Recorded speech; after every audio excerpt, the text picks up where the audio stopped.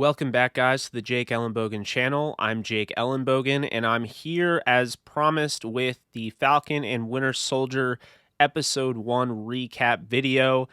For those of you who haven't watched it yet, please do not resume and continue this video until you have. I don't want to spoil anything whatsoever.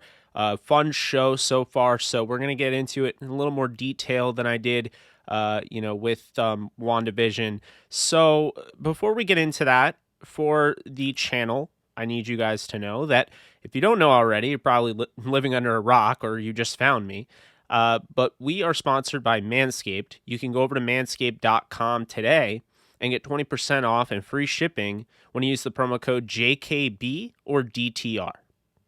All right, so Falcon and Winter Soldier Episode 1. Well, this is not WandaVision. Let's just start off by saying the obvious there.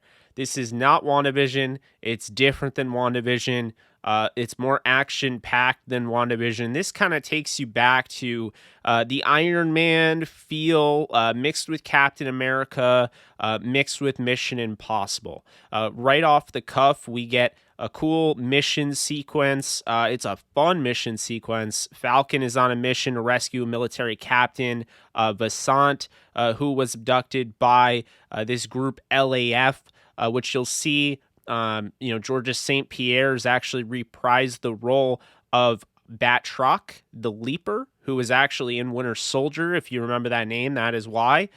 So he reprises that role, and I thought he did a great job. I'm a big fan of, him as an actor, and I think, obviously he was a great, UFC fighter as well. So enjoy, seeing Batroc. I know some people were really excited to see him, but I thought they did a great job right out of the get-go. First off, Falcon has a new look. You can tell things are a little different. The Red Wing has been upgraded. And on top of that, this is a solo film to start. Obviously it's a TV show. But we see, surprisingly, after all of this Falcon and Winter Soldier stuff and all of these, you see these different leaks that are coming out, these clips showing those two together.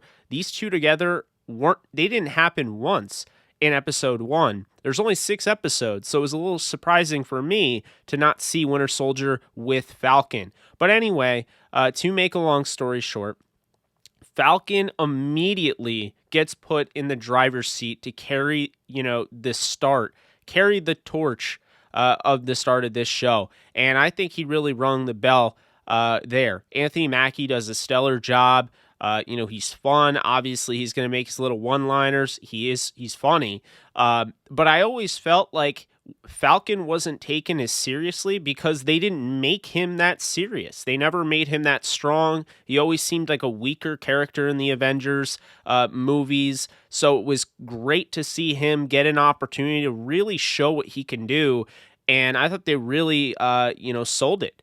He made a bunch of, really impressive things. He did a bunch of really impressive things, including, that quick, he glides right through the helicopter and, takes Captain Vasant and saves him. I thought that was really impressive.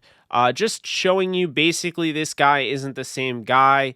And the vibe I'm getting, and I think this was the vibe all along that many people were getting, is that Falcon eventually is going to become Captain America. So this is kind of his origin story in a sense of him. We'll never get a full origin story. I don't think we'll get a prequel showing him how he became Falcon, because I don't think there's enough there to even warrant a prequel. But I do think that this is the origin story, similar to what I said about Wanda Maximoff, how her origin story was WandaVision, how she became Scarlet Witch. This is a Captain America, Sam Wilson origin story, mixed with, of course, Bucky, who, to me, Bucky Barnes, this is a redemption arc. This isn't an origin story because Bucky Barnes at this point is 106 years old, but this is a redemption arc for Bucky Barnes. We'll talk about him in a sec, but just looking at this, though, really like the way things were done, the way it was filmed. It's very cinematic. It is filmed. It just gives you back the vibes of that, we haven't seen it in a little bit because there wasn't too much aerial assault going on, with WandaVision until the season finale.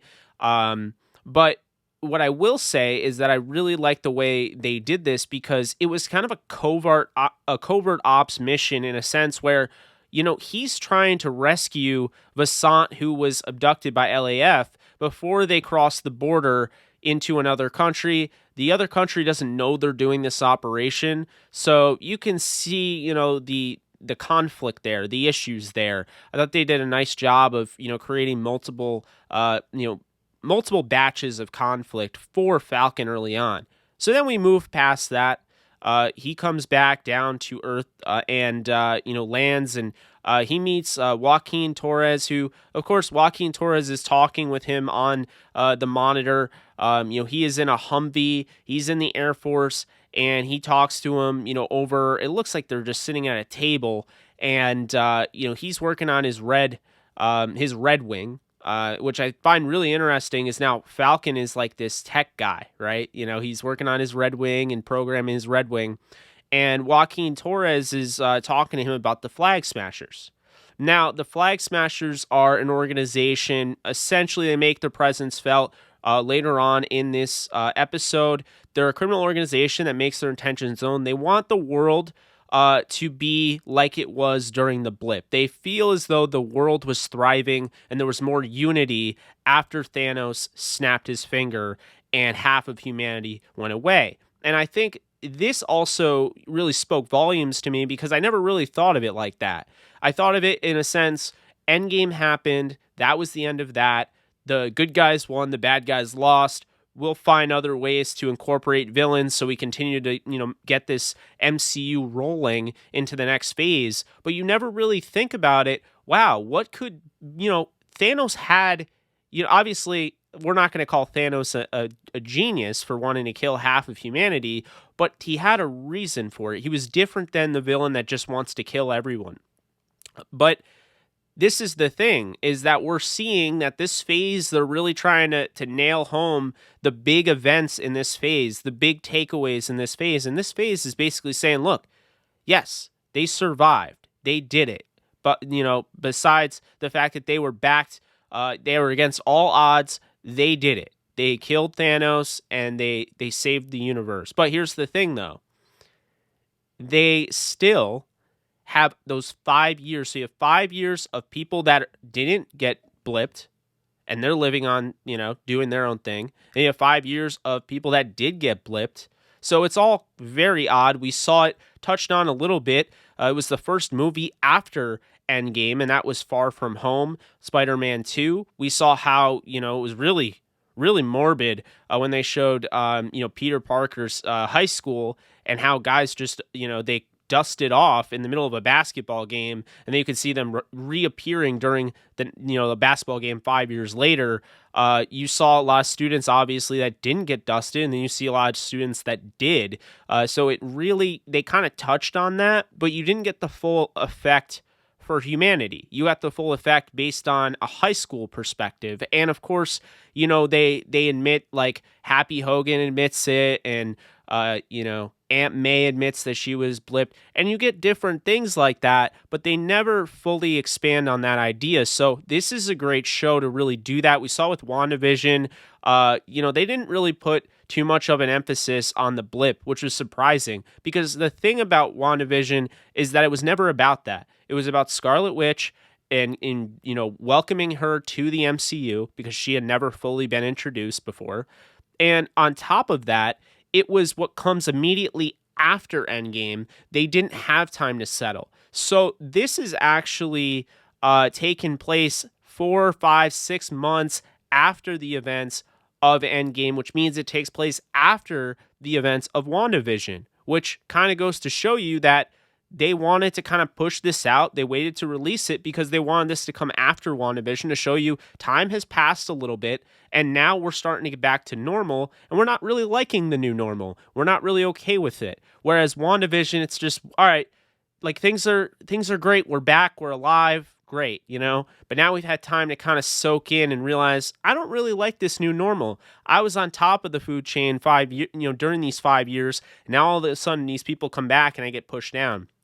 And you're getting a lot of characters thinking that way, and that's exactly the origin of why a group like the Flag Smashers become a thing. And yes, I think the name sucks. I will admit, the Flag Smashers is a really dumb name. But you know what I think is funny? They actually made fun of it at one point when Torres mentions it. Falcon makes fun of the Flag Smashers. So clearly, they know it. They're poking fun at it. But nonetheless, I like Torres in this.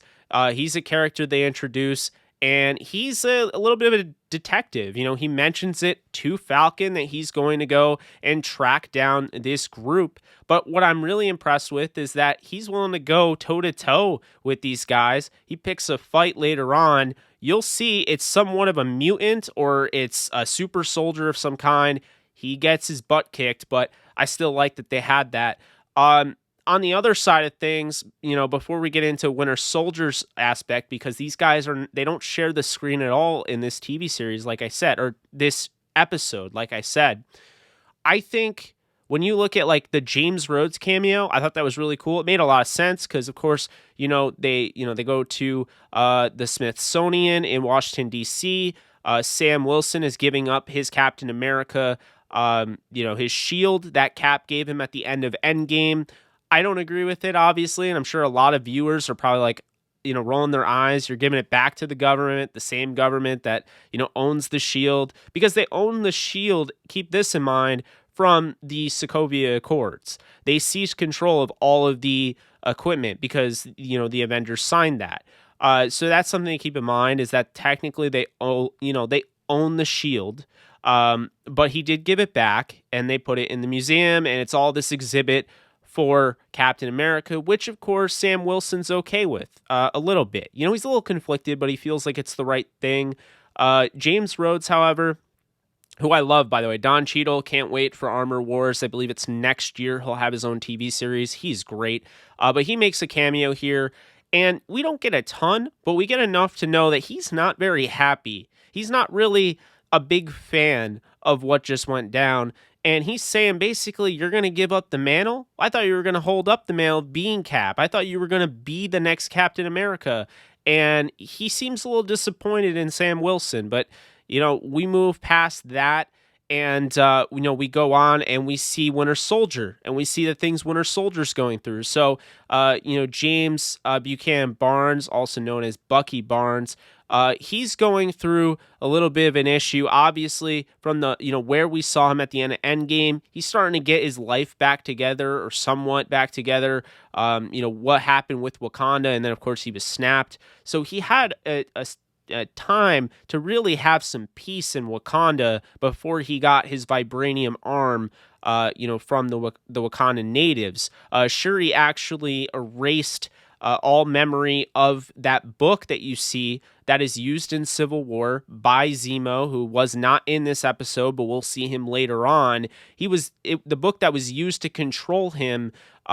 He no longer, will abide to those laws. He got that out. But what they bring up repeatedly is that Bucky still has these bad dreams. He has these nightmares. The problem is, nightmares for you and I are things that probably aren't going to happen, or haven't happened, or aren't are impossible, But with Bucky Barnes, his nightmares are something that he did. So we actually get a throwback, a flashback shot with the old getup of Winter Soldier, and him just going in like a full-on killing machine, killing all of these agents.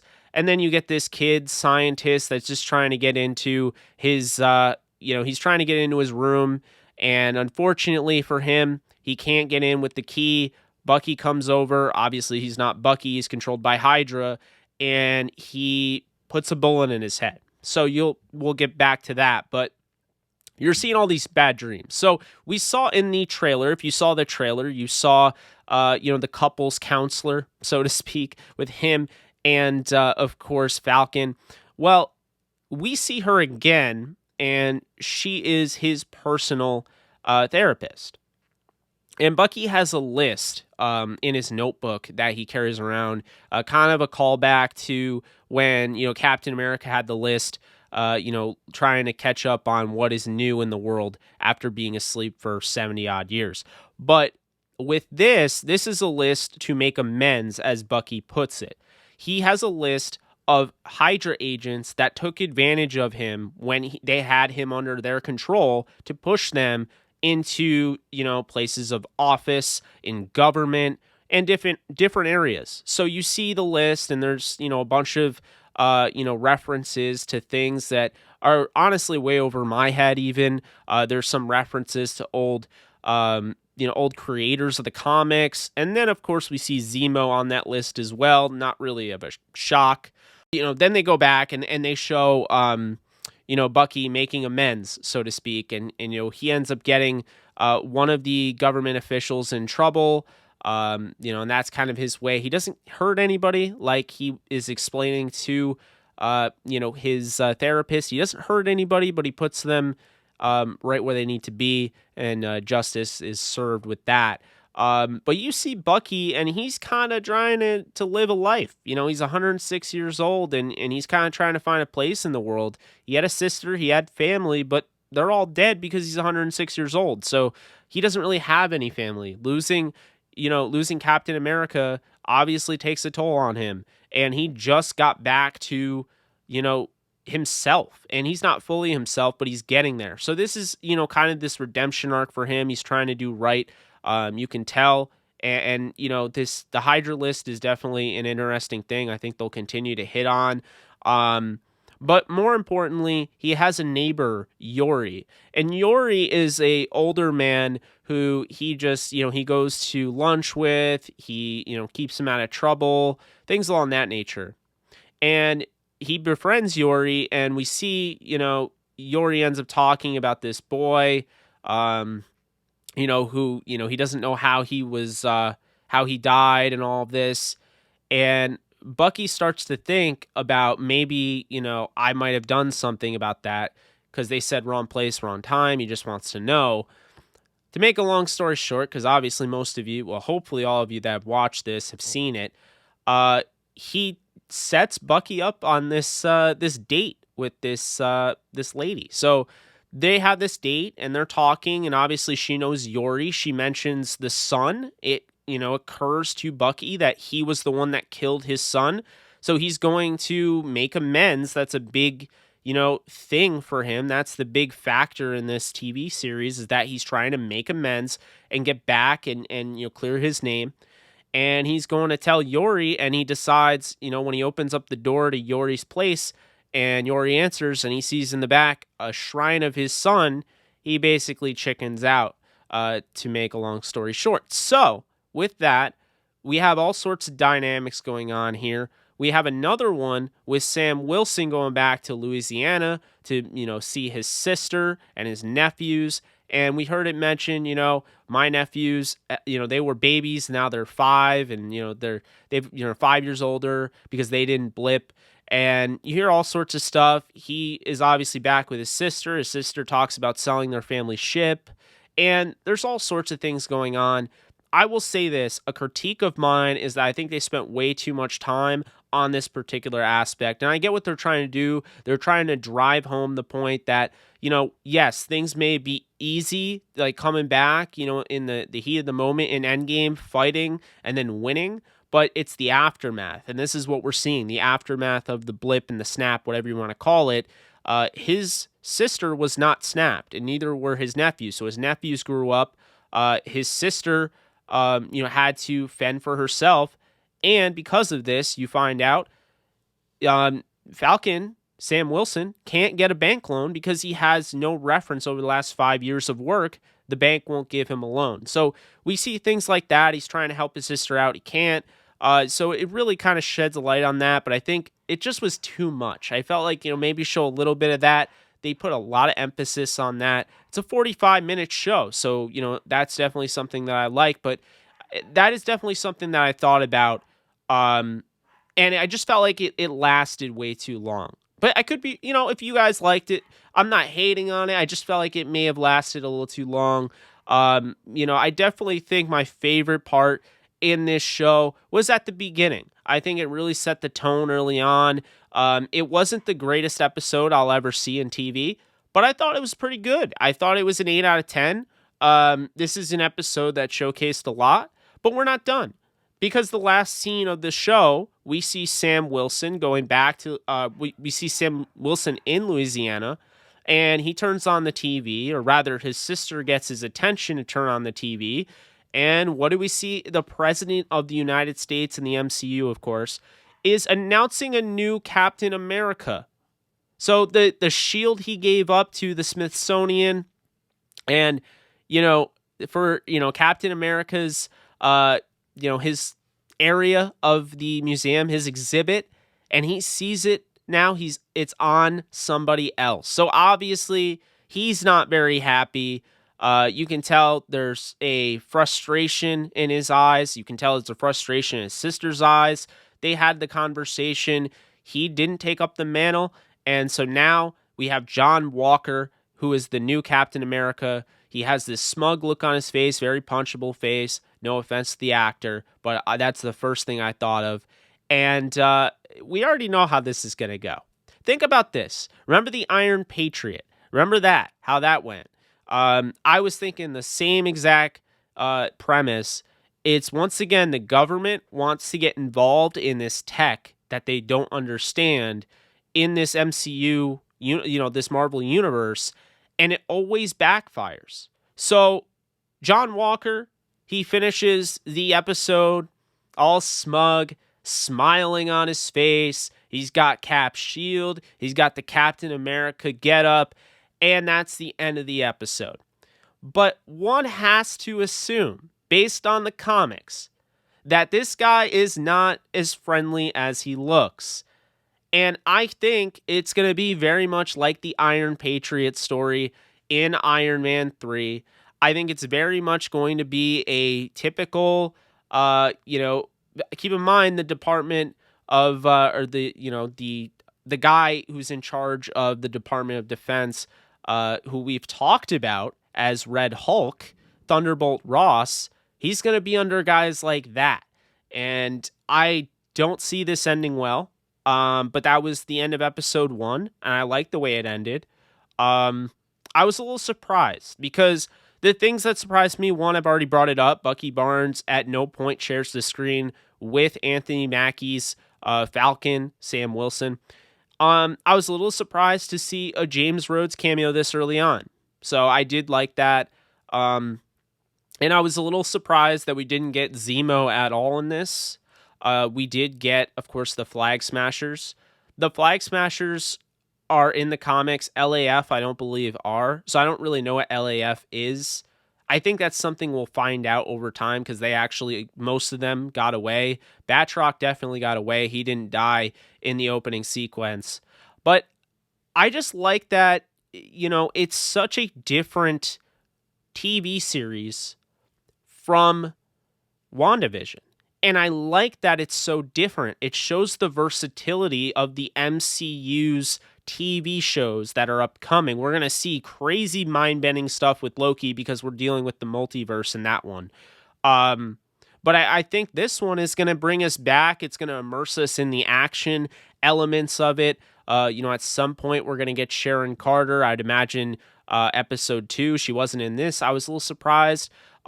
It's funny enough, all of the trailer, it looks like all of the trailer cuts, most of them didn't make it into episode 1. So I was very intrigued by that, was very surprised by that. Another thing I'll mention, they kind of, when that one Flag Smasher guy was beating up on Joaquin Torres, and he actually took video of it and sent it to Falcon. He mentioned something, he's not and then it cuts out. Was that guy a mutant? Is this the introduction of the mutants to the MCU? I don't think it's far-fetched. There's a good chance it's the super soldier serum.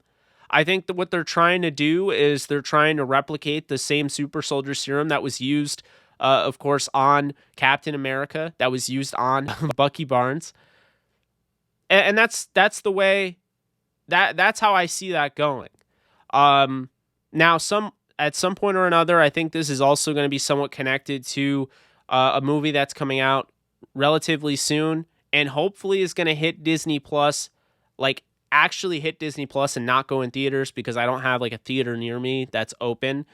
And that is Black Widow. So I do think this is going to tie in a little bit to Black Widow, albeit Black Widow is a prequel to this.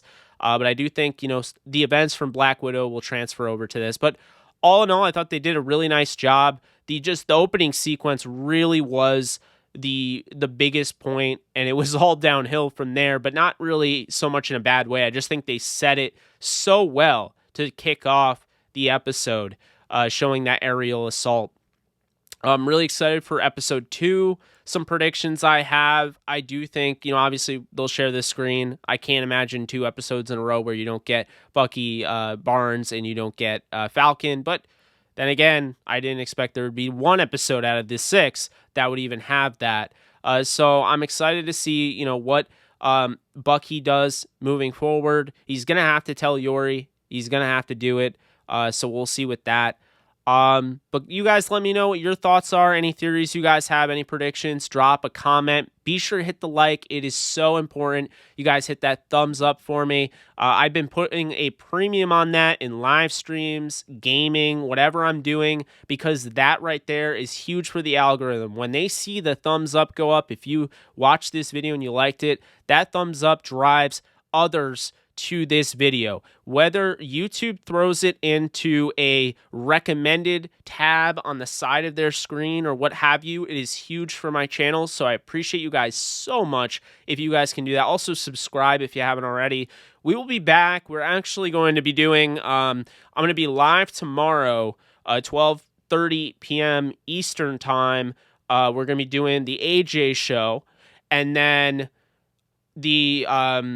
at around 4, we're going to do a live stream, talk about the NFL on this channel. And I don't know when it'll drop, but I just saw, for those of asking me, because people have been asking me if I was going to watch it, I wasn't sure. I watched the Zack Snyder cut of Justice League. It was phenomenal. It was a masterpiece, and I can't wait to do a video on that. So I will have a video on that. I don't know when that'll be. That's a lot to unpack. It's a 4-hour movie. But I cannot wait to do a video on that. Hope you guys enjoyed this, and we'll be back for a bunch of videos. We'll also do, of course, we're doing them weekly, so you're going to get an episode 2, and 3, and 4, and 5, and 6 breakdown, or whatever you want to call this, recap of Falcon and Winter Soldier. So again, thank you so much. I'm Jake Ellenbogen. This is the Jake Ellenbogen channel, and I'm signing off. Until next time, you guys take care.